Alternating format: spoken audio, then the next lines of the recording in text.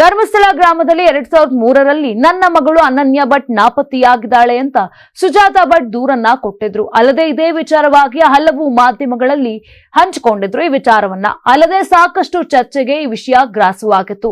ಕೆಲವರು ಸುಜಾತಾ ಭಟ್ ಸುಳ್ಳು ಆರೋಪ ಮಾಡಿದ್ದಾರೆ, ಮತ್ತೆ ಕೆಲವರು ಅವರ ಮಾತನ್ನ ನಂಬಿ ಹೋರಾಟಕ್ಕೆ ಮುಂದಾಗಿದ್ರು. ಇದೇ ವಿಚಾರವಾಗಿ ಮಾತನಾಡಿರುವ ಸಾಮಾಜಿಕ ಹೋರಾಟಗಾರ ಜಯಂತ್ ಇದೀಗ ಸುಜಾತಾ ಭಟ್ ಅವರ ಮಾತು ಕೇಳಿ ಸತ್ಯವೆಂದು ನಂಬಿ ನಾವು ಮೋಸ ಹೋಗಿದ್ದೇವೆ ಅಂತ ಹೇಳಿದ್ದಾರೆ. 84ರಿಂದ 50 kg ಬಂದೆ, ಆಮೇಲೂ ಸಣ್ಣಗೆ ಫಿಟ್ ಆಗಿದ್ದೀನಿ. ಅದಕ್ಕೆ ನಾನು ಯೂಸ್ ಮಾಡ್ತಾ ಇರೋದು ಜೀನಿ ಸ್ಲಿಮ್. ಸಣ್ಣ ಆಗಕ್ಕೆ ಜೀನಿ ಸ್ಲಿಮ್ ಯೂಸ್ ಮಾಡದೆ ಹೆಲ್ದಿನೂ ಅದೇ.